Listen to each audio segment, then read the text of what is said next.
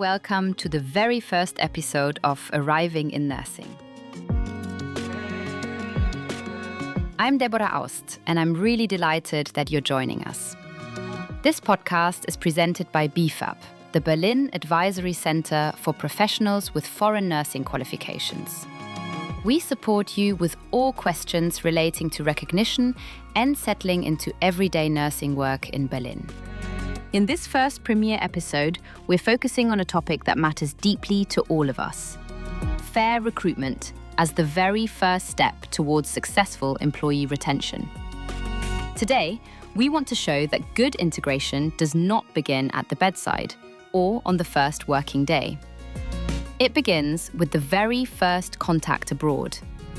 That is exactly where it has to start. For this, I have brought you two exciting perspectives today. Our first guest will be Helmut Hussmann from Caritas Gesundheit Berlin. He gives us a very honest insight into the practice of a very large provider. And in the second part, we will speak with Ann-Christin Wedeking, head of the Office of the Quality Seal for Fair Recruitment in Nursing Germany. Together, we will look at how we can make the path to Berlin fair and sustainable for both sides. Of course, for the institutions, but also for the professionals themselves. We're glad you're here. Let's get started. We are here today at Caritas. I'm very pleased that Helmut Hussmann, head of Central Services for Recruiting at Caritas Gesundheit GmbH, is here with me, and that we can discuss the situation of his institution and his recruiting efforts in this podcast today. Good morning, Helmut. A beautiful good morning, Debora. Thank you very much for the invitation. You're welcome. Please introduce yourself. Yes, gladly. I'm Helmut Hussmann. I'm 38 years old and have been working in the recruiting business since 2008, so I have gathered quite a lot of experience. I first worked in engineering services and then in a very large chemical industry, and since 2016 I have been in the social sector, and for nearly exactly 3 years now I have been with Caritas Gesundheit here in Berlin. Very nice. So you know what the landscape looks like, and as an employing institution with very different nursing departments, could you tell us where the focus or perhaps the challenges in recruiting lie today? When I started 3 years ago, the field of nursing was actually very, very tight in the recruiting area. The job market, as we all know, is empty, and it is difficult to attract good, qualified people to professions that supposedly have a bad reputation, which is actually not true, because 90% of nursing is positive examples, and perhaps the 10% of nursing that does not run so well is what gets publicized. This makes the profession unattractive to many people, which it doesn't have to be. It's a challenge to state that nursing is cool, it's fun, and it's great to work in this profession. It is a secure career base, but for many people, it is so unattractive that they are not interested. This, in turn, makes the job market even emptier for us, and for the skilled workers who are there, Caritas must look at how it makes itself attractive. Whether in Germany or abroad, it is equally difficult for both of us to find people. Exactly. Our experience, especially in consulting, shows that long-term care has a greater challenge than, for example, hospitals. You have experience in both areas. Do you see a difference or different necessities for one area to recruit more or less? Is it easier in some respects? I can draw very good comparisons for both areas. I worked in long-term care for 7 years. You can already notice a significant difference in nursing standards compared to inpatient care. Long-term care really means supporting a person over a long period. In many countries of origin, for example, nursing is done by family members. When people come to Germany, it is of course difficult for them to adjust to this long-term care setting because it is simply not familiar. Inpatient care involves a lot of medical work, but also basic care. This can perhaps be sold very well through the medical aspect, and therefore personnel can be won for the inpatient sector much more quickly. That is, in my perspective, the biggest difference between the two areas. This clear difference affects how you recruit and where you recruit. Yes, absolutely. We are certainly very clear about where, in terms of the topic of foreign countries, we look for, let's say, countries of origin, where nursing is taken very seriously. Are there places in the world that operate similarly to here in Germany, where we can see they have the same understanding of geriatric medicine? This is, of course, a target market where we say it is worth recruiting people from because they know what they are getting into. In nursing, it is equally interesting when we say we look at countries where the medical standard is high, where we know they can integrate with the technology they have in their home countries very well here in Germany. Does that mean, conversely, that you recruit from very specific countries for long-term care? Yes, we definitely do that. Can you give us some examples? For example, in Turkey, there is the opportunity for people living there to specialize in geriatric medicine. There are senior centers that work similarly to those in Germany. This means that you only have the transfer to Germany because the professional aspect is ultimately pretty much the same. There are also senior facilities in Thailand that are frequently visited by Germans. And these Thai nursing professionals who work in these facilities are also very interested in coming to Germany. As mentioned, our experience is also that many nursing professionals have different understandings. This is because the training is, of course, different compared to what we have here.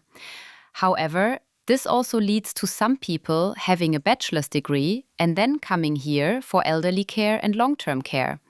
How do you deal with these different expectations? How do you ensure that there is transparency during recruitment so that misunderstandings or false expectations, which are hard to see in their home countries, do not occur? There are actually several ways we go about this. The first, and for me the most important, is to communicate openly from the very beginning about how our system works. What exactly are your tasks and what is expected of you? For example, regarding Turkey, we conduct on-site interviews. This means we actually travel with a small delegation and conduct one-on-one interviews to get to know the people and explain to them precisely what nursing means. We show them photos. We also give them a bit of an overview of the system, such as how a person is cared for and what the differences are between their home country and ours. Many people then experience a real aha moment. The second step, after we've decided on someone, is to accompany them closely. We stay in contact, usually every 2 to 3 weeks, with a quick message via email, WhatsApp, or phone calls, especially regarding the documents. And then, in the third step, when it's time for entry, we genuinely welcome them. We do not just throw people into the department and say, here you go, this is your area, have fun. No, it's really about integration work. A buddy is assigned to the individual who helps them integrate into the system in the first 3 to 4 weeks and shows them locally how things work. Great, very nice. So these are practically your success steps to ensure that staff also stays with you sustainably. Yes. You have many areas and you have a lot of employees. Consequently, you also have the possibility to assign people specifically for the integration measures, to recruit.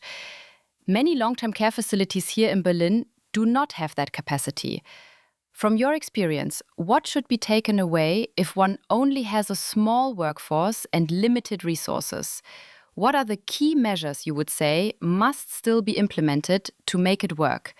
And do you have tips for smaller facilities that you say, okay, if it cannot be done on a large scale, maybe it can be done this way or that way?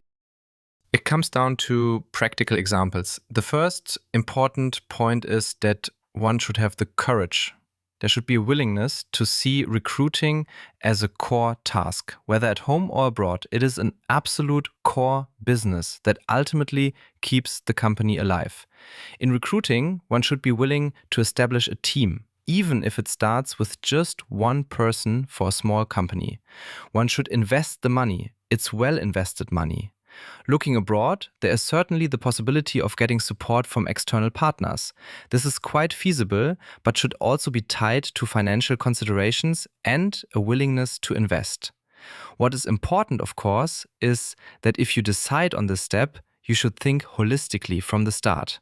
You should engage from the outset with how this will be received by your employees. This is another significant aspect. You have to be a bit sensitized to the fact that a person is coming from another country with different roots and values. How can I practically welcome them without scaring them away? To keep the person with us, we must also look at how I can assist them with the recognition process. For example, how do I help them? Which school do I use for their recognition? I mean, are there possibilities, perhaps within my organization or with partner companies, to navigate this recognition? These are the options I would explore beforehand. If they are answered with yes, you can proceed with recruitment with a good conscience. Super important points you raise. It's essential to know that there are support mechanisms in Berlin, such as funding projects, including from our consulting office. You mentioned recognition as a crucial point, where support is available. Nevertheless, as you said, one needs courage to take this path. It often feels like a mountain to climb, and one might wonder how to manage it.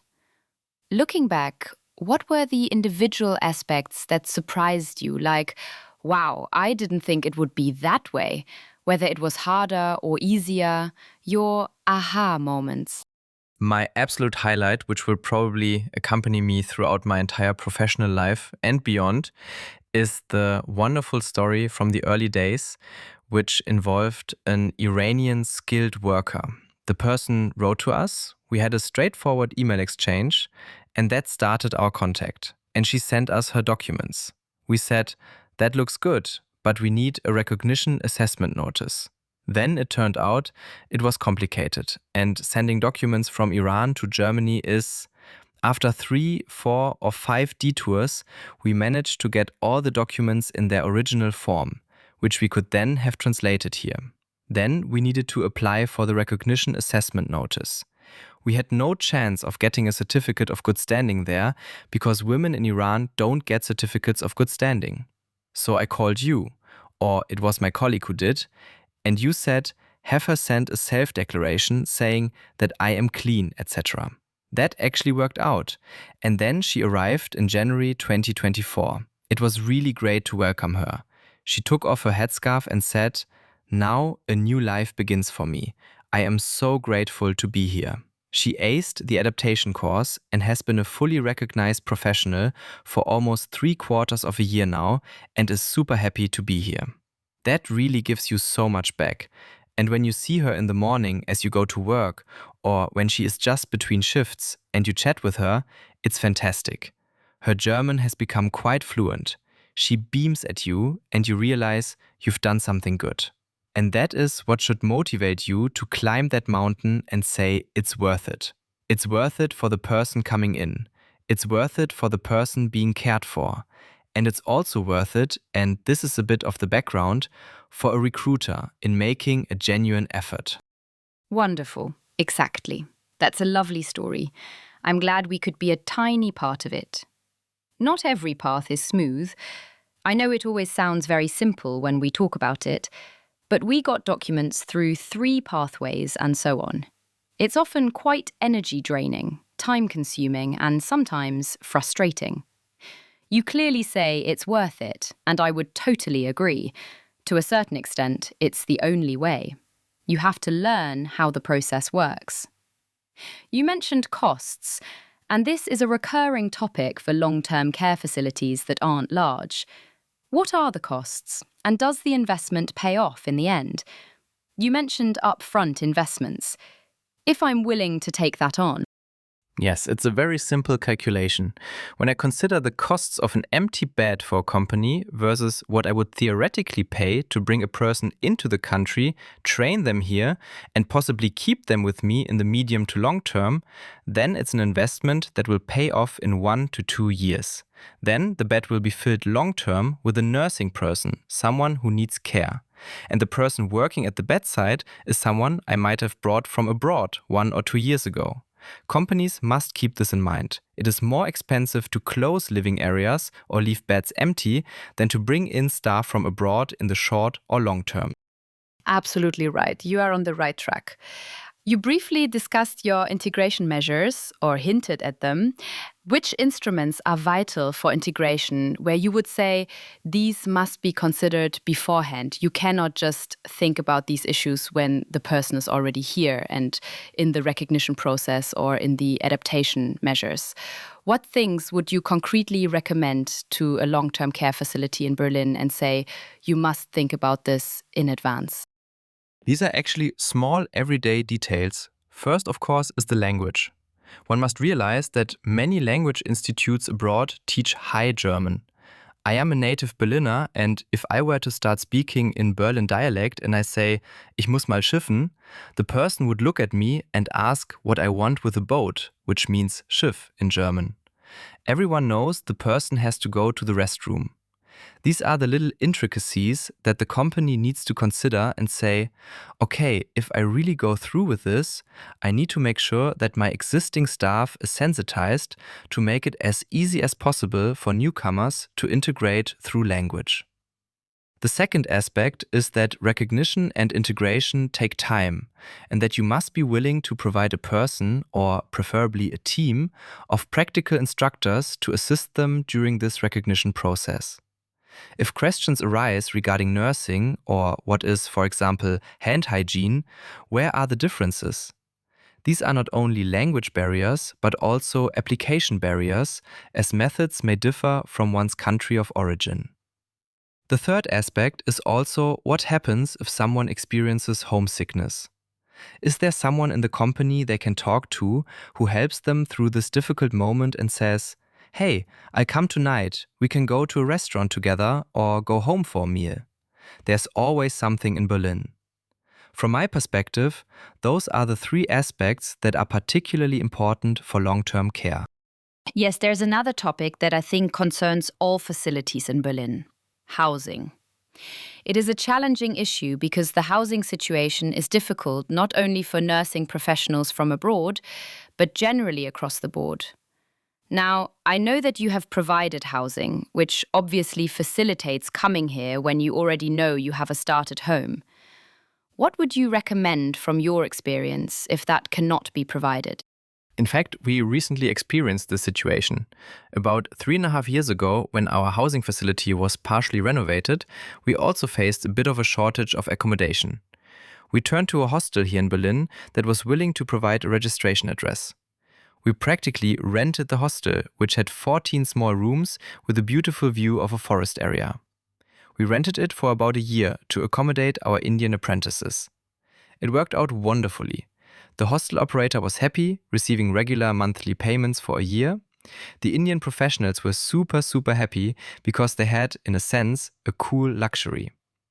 After a year, when the housing areas had become available again, they moved out. This has, in the long term, been a good option, as it really takes a year to find housing in Berlin. If someone is proactive and knows maybe 1 or 2 apartment companies or can approach others nearby, that would be a good tip to take along. If I understand you correctly, pragmatism and creativity are ultimately what makes a difference in successfully navigating this somewhat bumpy process and sustainably retaining staff.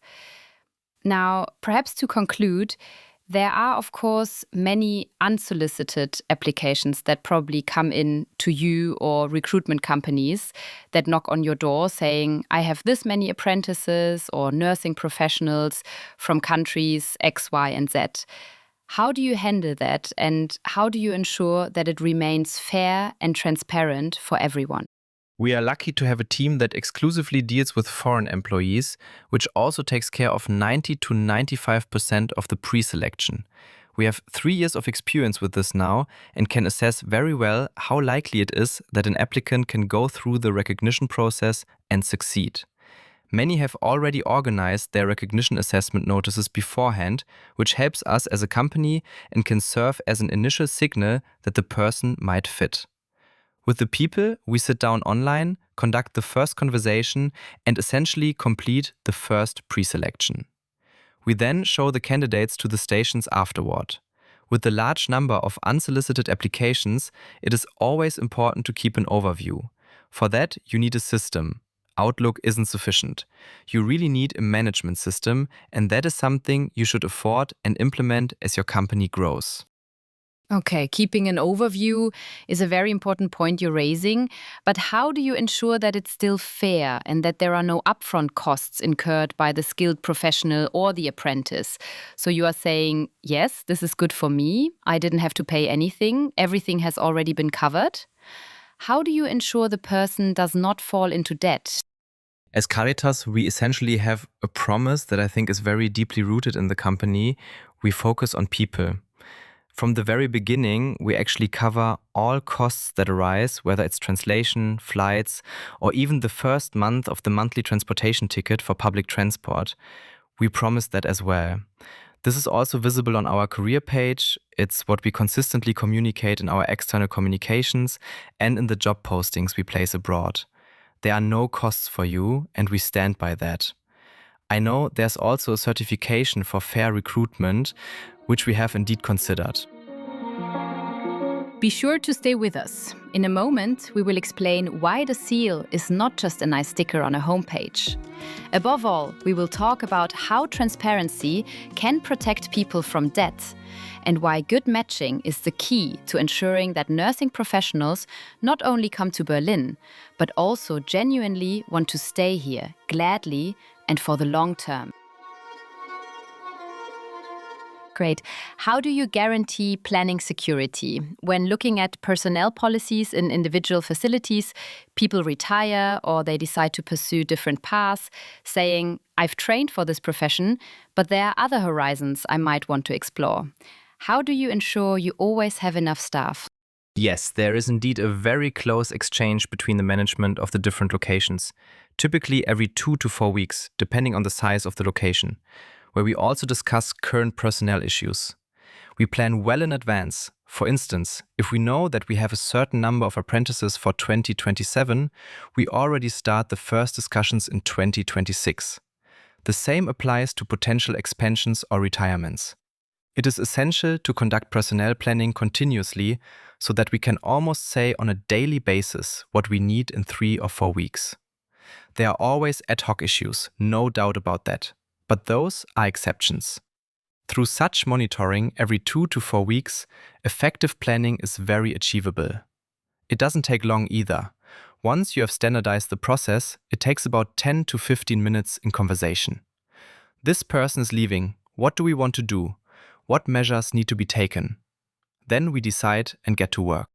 Okay, you mentioned 3 to 4 weeks. We know that the process for an international healthcare professional or apprentice takes months. That doesn't align. It just doesn't work that way. How do you handle that? Our experience indicates that it takes about 12 to 18 months until the person is actually here at our doorstep. This means we are looking very far ahead. We examine upcoming retirements to see how many people will be leaving us and factor in the normal turnover rate, and then we plan accordingly. I can already say that I expect about 55 to 60 arrivals in 2027, based on the current situation. This represents the flow in the first half of 2027, and we'll discuss the second half of 2027 in the next 3 or 4 weeks. That will be around 30 to 35 people, allowing us to compensate for the natural departures. So you estimate approximately 1 to 1.5 years for language acquisition in the home country, visa, etc. And you factor that in and say, okay, I need to have this time frame to guarantee planning security. The good thing is that once you start this process, you can run it continuously. You can reliably expect that in 12 to 18 months, the person will arrive. This means that when I am in the 6th month, I can practically start recruiting the next individuals who will arrive in 2 years. Exactly. It's somewhat of a mathematical calendar shuffle, but it means that one crucial point you find important is to plan ahead in a timely manner. Exactly. There will always be bumps in the road throughout the entire process. In conclusion, how would you assess the do's and don'ts of international recruitment or recruiting healthcare professionals and apprentices from abroad? What are your main do's and don'ts that you would recommend? It is extremely important to be transparent. You shouldn't present exaggerated ideas of life here in Germany to the people.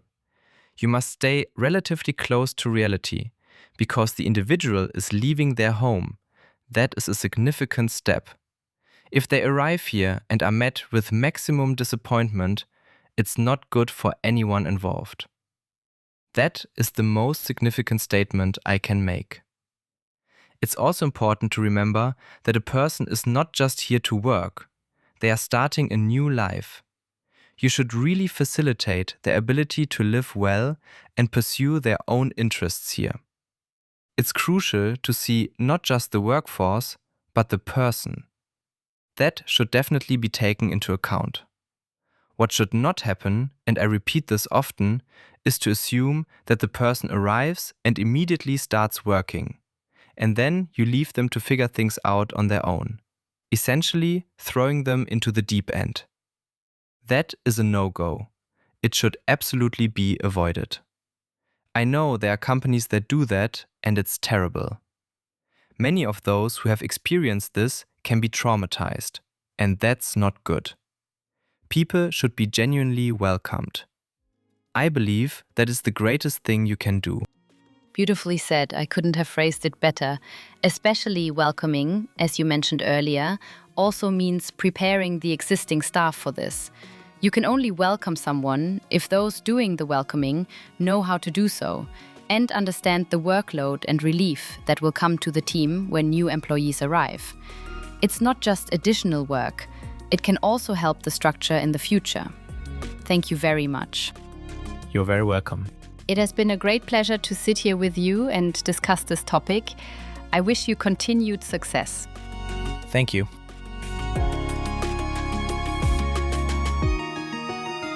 That was Helmut Hussmann with a very interesting practical insight. The point that particularly stayed with me was that the Everest of recruitment can only be conquered together. Helmut just mentioned it. It is important to look very closely at fairness and standards. Now we will explore all of this in more depth. I am very pleased that directly afterwards, we now get to hear the perspective of the assessment body. As announced, we will be speaking with Ann-Christin Wedeking. She is the expert when it comes to the state-supported quality seal for fair recruitment. We will now look at the criteria behind it and at how recruitment can become a success story for everyone involved. Ann-Christin, I'll leave the introduction to you. I'm delighted that we can discuss this topic today. Yes, thank you very much. My name is Ann-Christin Wedeking. I manage the office of the Quality Association for the Recruitment and Placement of Care Workers from Abroad, or GAPA for short, within the German Association for the Care of the Elderly. This is the office where the quality seal is issued or granted. And yes, exactly, this happens within the framework of this quality association, where various recruitment agencies that hold the seal, employers, and, hopefully even more so in the future, nursing professionals themselves are involved. Wonderful. Many people are already familiar with the quality seal, but presumably not so many abroad yet. We probably have many nursing professionals who have never heard of the quality seal. Can you tell us some of the criteria for which the seal was designed and what it is intended to achieve?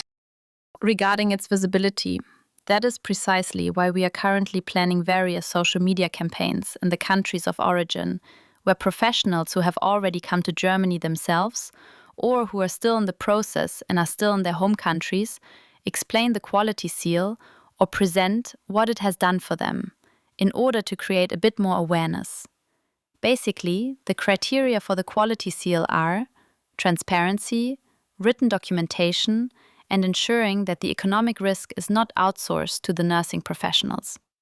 Exactly, and to make it even more vivid, this principle of transparency and written documentation is simply about care workers having contracts in which rights and obligations are presented, and they can read this in a language they understand.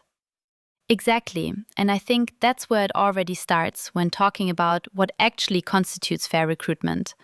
That all parties involved know exactly what makes up this recruitment process, who takes care of what, and that no costs arise for the nursing professionals. And that's where the employer pays principle applies, which is another central criterion of the quality seal. Exactly. Now, you said that on the one hand, costs are a factor that makes recruitment fair. You spoke about communication and that all parties are informed.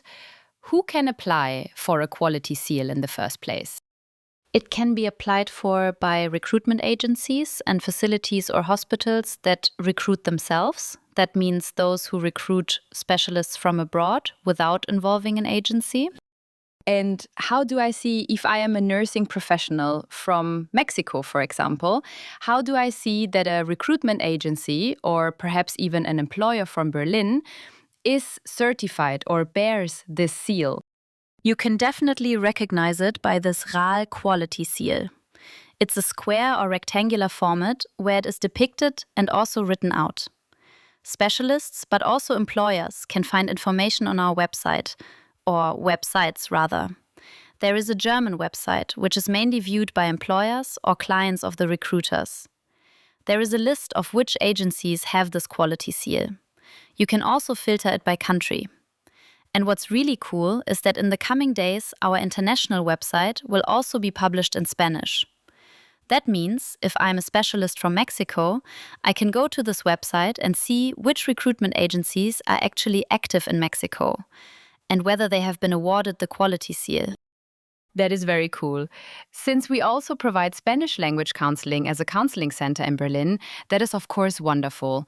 We will be happy to include the links in the show notes so that the information is spread there. I think that's great. Now we have talked about the criteria that such a quality seal has, and we have looked a bit at who can actually apply for a quality seal. It all sounds so easy. Is it simple, or does it require a few tricks and gags and a lot of work on the part of the applicants after all? It's definitely not simple. We often get that feedback. We at the office are definitely there for advice as well. So if someone has problems with the application or has questions about the interpretation of these criteria, we are of course there to help. We have quite detailed assistance on our website where you can also see what I actually have to upload as a recruiter or facility, or what I even have to write into my terms and conditions. The catalog of criteria is quite detailed and can, under certain circumstances, also be used as a guide. So if I have never really thought about what my processes should actually look like, then I can look at this catalog of criteria and use it as a kind of guideline. And the good thing about this quality seal, I would say, is that it is not a mere self-declaration, like, yes, I stick to it, but it is actually checked. That makes it difficult, in quotation marks, because you have to provide certain documents and perhaps adapt the processes accordingly.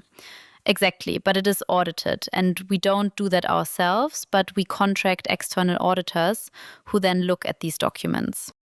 This means that if a company or an agency has been certified, that is, has met all the criteria, it is not for eternity just because I did the work once, but I must then continue to prove regularly that I am still making the processes fair and transparent.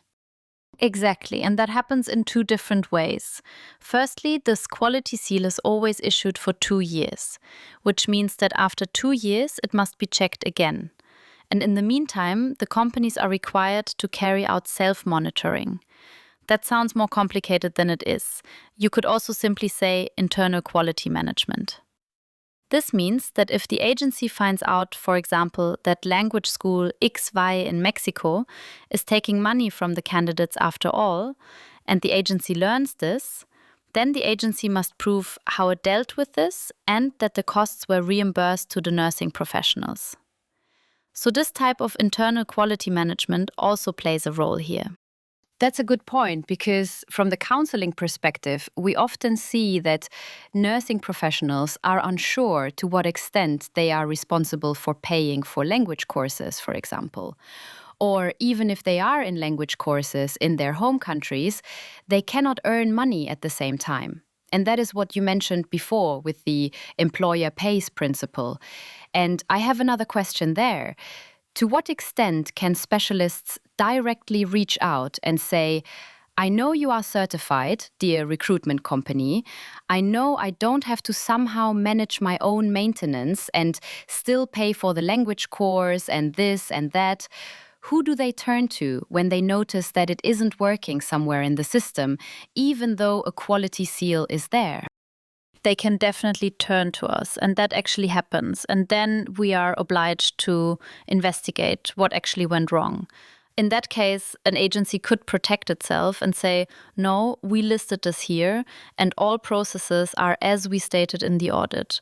But it has actually happened that based on information from nursing staff, who were then able to prove it accordingly, quality seals were withdrawn. This means, again, it is not for eternity, and we are also dependent on the cooperation of the nursing staff, which is why it is so important to us that it is known in the countries of origin and spread further there. Exactly. Super. Do you have a success story? Can you tell us where it might have made a difference whether a company or an agency was certified or not? I would split that in two, because on the one hand, we get feedback from the recruiters or nursing facilities that are certified that the people they recruit tend to stay in the companies longer than people who were not recruited through certified channels. This means we did a member survey, and it showed that after 1 year, 90% of the recruited specialists are still with the first employer, and after 3 years, it is still 75%. And that is actually the success factor of this quality seal, that the processes are very well checked. And because there is so much transparency, the specialists know what they are getting into. And of course, that also starts with having a good matching. To come back to that, yes, exactly. And in the interest of the nursing professionals, I mentioned the social media campaign earlier. The specialists say we have already had campaigns in India and the Philippines that were also played out there. The specialists basically say why it was important for them to choose an agency with a quality seal. And you're welcome to watch all of that on our international website. All these videos are uploaded there, or on our Instagram channel. Those videos are also played out, and more new ones are coming soon. And I believe that all these videos represent these success stories to a certain extent. So you would clearly say that nursing professionals who would like to come to Berlin for long-term care and don't know exactly how the path or the process works have an advantage if they choose a certified company or one with a quality seal, that it makes a big difference compared to choosing a company that is not certified. Definitely. Simply because there is so much information in advance about the entire process. We have an information brochure with the complicated name Labor Migration into Nursing to Germany. But to make it a bit less complicated, we have translated it into 10 different languages. This means that as many nursing professionals as possible can simply understand what is in it and how they can inform themselves further. And this info brochure must be made available to the specialists by a certified agency or the facility before any placement or employment contract is concluded. And this info brochure doesn't claim that if you have read it, then everything will be fine. Instead, it states very clearly, here are the places where you can get further information. You definitely need to know this when you come to Germany. What is the medical act reserved for physicians, for example? Such things are explained in there. Exactly, and that's where it starts. The aim of this quality seal is also for the specialists to be able to make informed decisions. This means, to go to the facility level for a moment, that certain information about a job offer is identifiable. And if an employer has a good corporate integration management, then that can also be stated there. And the advantage of this is simply that the specialists can decide for themselves, I would like to go to this employer, but not to that one, because that one might not have any corporate integration measures at all. So it's not an attractive offer for me. And I believe that's where the difference arises, but also the success stories of those who then feel comfortable and then also stay with their first employers. Exactly, you raise an important point. Many nursing professionals, like all of us when we travel somewhere, have an idea and also expectations of what it might be like to work in long-term care in Berlin. And many, unfortunately, also experience disappointment because the idea is not identical to what then takes place here on site. We see differences both in the recognition process, in the idea of how the recognition process works, but also many specialists who tell us, we were informed that we would come here and could start working immediately, for example. Or, we have a bachelor's degree as a background and we are now going into long-term care, but we weren't told that. We would rather have ended up in a hospital, for example. So there are many expectations that play a role. To what extent would you say can these challenges of expectations perhaps be minimized, though not erased or prevented, by the quality seal? I believe you will never be able to completely fix that. I mean, anyone who has ever lived through a winter in Berlin, regardless of whether they come from Germany or wherever, knows that it is really hard. And you can't solve that with an info brochure either. But where the quality seal does help is in those places where transparent information helps people to imagine it better. And for example, we always advise facilities or hospitals, look at what kind of background or training the people have and ensure they get a good matching. That means someone who might already have 5 years of experience in a children's clinic or something like that is not then assigned to geriatrics. And that is often where such a topic of expectations begins. What is actually expected of people? How can I then, as a specialist who arrives in Germany with B2 level German, find my way well? Exactly, maybe that to that point. So you have just said it is important that the companies or the employing facilities communicate transparently what mechanisms and processes they have for integration, for starting work, for onboarding, for training, etc. But also, which departments do they have? Is it long-term care or what is being done? Because in the world out there, nursing is not just nursing. We are not all always talking about the same thing.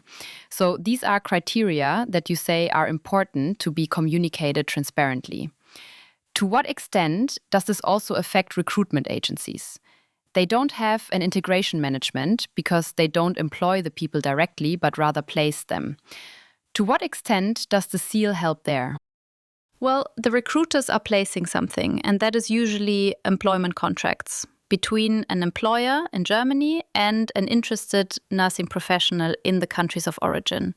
And accordingly, I would say that they can also keep an eye on, or generally do, what the employer actually offers.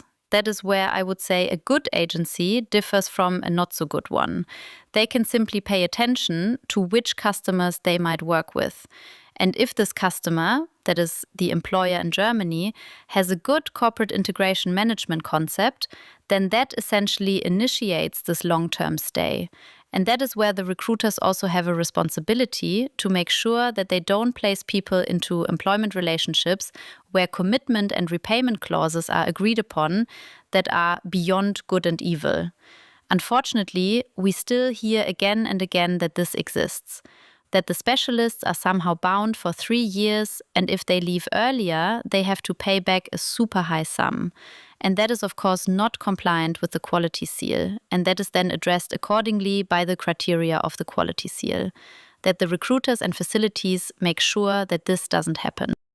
This means that the recruiters, if they are certified, are responsible for guaranteeing not only the communication towards nursing professionals abroad, but also the communication to the employing facility. That they further communicate the service or integration services provided by the employing facility to the people. Do I understand that correctly? So they are essentially a link so that the information flows directly when they are switched in as an intermediate element. And the quality seal then covers that. That is what it demands from the recruitment companies. Is that correct? Yes, exactly. The recruitment companies are then, of course, not responsible for whether what the employer in Germany does is good or bad. But some recruiters also have it in their service offering that they perhaps accompany the employer for the first few months and look after exactly such topics, that is corporate integration management. There are facilities that also do that completely themselves and are well positioned there. But sometimes that is also a service provided by recruiters. But if it isn't, the minimum standard set by the quality seal is that there is transparent information about it, and the nursing professional can make an informed decision. Our experience is actually that there are many recruitment companies or recruitment agencies that are certified because they also see an advantage in raising quality. Absolutely. But I know very few employing facilities that get certified directly. You said earlier that it is possible to get certified. Why is the number so different, let's say? That's because facilities very often don't have the capacity to build up a recruitment strategy themselves and then also carry it out. That's why they often use the services of recruiters, which is not a bad thing, but then all these processes that are awarded the quality seal happen at the recruiter and not directly at the employer. And that is the only reason why the number differs so greatly. In principle, any facility can also recruit itself. But as I said, because it really is a complicated process and also a lengthy process, they often use the recruitment agency industry. What would you advise a long-term care facility from Berlin if it says, I want to start the journey anyway and be certified so that I can do fair and good recruitment? What would be the most important points that you would put into their basket? I would definitely consider which departments in this long-term care facility all need to be involved. This means that not only purchasing, but also the HR department and the integration management team are involved. Because as soon as one department sets off and tries something and the others don't know anything about it, that is actually often the point where it starts to become critical and one hand doesn't know what the other is doing. And that's why it is advisable to take the whole team with you, including the existing team, that as a facility you now want to go down this path and explain why you are doing it and what that then also means for such a facility. Exactly, and then it is important to see how these processes are set up. Are there contracts? What do these contracts regulate? And in my opinion, it is also always super important that an employer gets in touch with the foreign specialists very early on, simply to create such an emotional bond. Because if I am learning German, and German really is not an easy language, and I am taking this complicated path, then I want to know, I think, or at least that's how I imagine it, then I want to know who I am doing it for, who my employer in Berlin will be. And if they show their face at regular intervals via video calls or something, I think that's already a very good tip that you can give to facilities as well.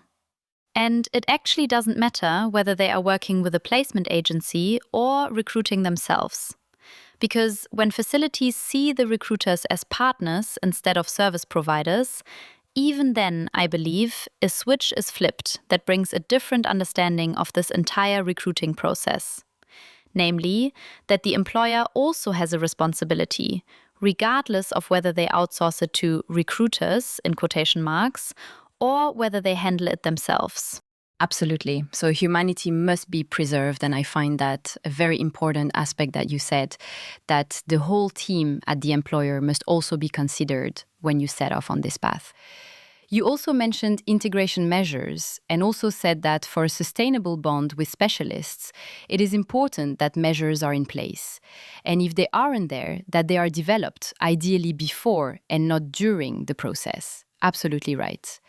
But what I see, of course, is that there are a lot of points. We have long-term care facilities that are not that huge, they are rather smaller, and of course they also have to see, do I have the resources for such a process? Are there support structures from your side or elsewhere that would help a facility now to set off, or would accompany them along this path? Well, support structures to build such a recruiting process, I would say Not directly. What we do offer is basically this catalog of requirements, which basically provides the definition of what ethical recruiting means to us and how to set up fair processes and so on. So I have seen it quite often that companies, that is nursing facilities, then hire management consultants who help them to then also establish these processes. We can't provide that at this point, but we basically provide the guardrails in which direction it can go. And exactly, we can only welcome it when a facility sets off, but you also have to be aware that it isn't entirely uncomplicated and must be well thought out. Absolutely.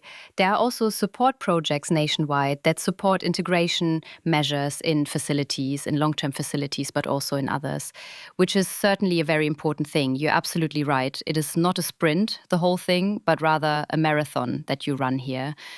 But if I understand you correctly, and when I see the criteria, then it is something sustainable. So it's not something I just do in order to let it disappear somewhere in a drawer, in a cupboard, and say, okay, now I've done it. But it should actually help the whole process and the whole company, whether the internationally recruited are nursing professionals or apprentices coming from other countries, or maybe even European local nursing professionals. From that, I already think it's great that you have a kind of checklist where I can guide myself a bit. But I see the need for advice, for structures that must be parallel. There are digital tools, I've heard. A toolkit is also located with you. Can you perhaps say 2 or 3 words about to what extent that could help? Well, there is the toolkit for welcome culture and integration. It has 15 requirement fields in which companies basically share best practice examples of how they addressed certain topics in the company and implemented them. And these 15 requirement fields extend from this entire recruitment process, from the first step where a facility says, okay, we're doing this now, through to what actually happens when someone wants to resign, or what is the reason why a nursing professional who has taken the long path wants to resign. It's about how to deal with homesickness, how you can perhaps also list further training or development opportunities. So these are the topics that are mapped there. Exactly, it's not a I'll print this out and then I have it thing. Instead, you really have to think about how you can implement it in your own company. And this toolkit provides assistance in the sense of tips and tricks and best practice examples, as I said, on how you can tackle this well and how others might have done it. So more like guardrails so that I can guide myself along and find information on certain topics. Wonderful. Ann-Christin, thank you very much for all your information. I have learned a lot today. I am glad that we have a quality seal, and I am also glad that more and more Berlin facilities are setting off in this area, and would like to thank you warmly for sharing your information with us today. Thank you very much. Well, that already brings us to the end of our first episode of Arriving in Nursing. I hope you were able to take away just as much inspiration and expert knowledge as I was. I learned a lot today. A huge thank you, of course, to my guests Helmut Hussmann and Christine Wedeking for their very open words. It was a pleasure to listen to you. If you enjoyed this episode, then do us, and of course yourselves, a small favor. Subscribe to this podcast directly in your app. Why? Because we are already planning episode 2. It will come out in the autumn. If you activate the subscription bell, the new episode will land on your phone right on release day, and you will not miss anything. Also, take a look at the show notes. There you will find the links to BBeFaP and the quality seal, as well as to other points we heard about and discussed today. Of course, we will be happy to continue accompanying you as you settle in. See you next time in the autumn. Stay motivated. And all the best for your everyday nursing work in Berlin. I wish you that from the bottom of my heart. Yours, Debora.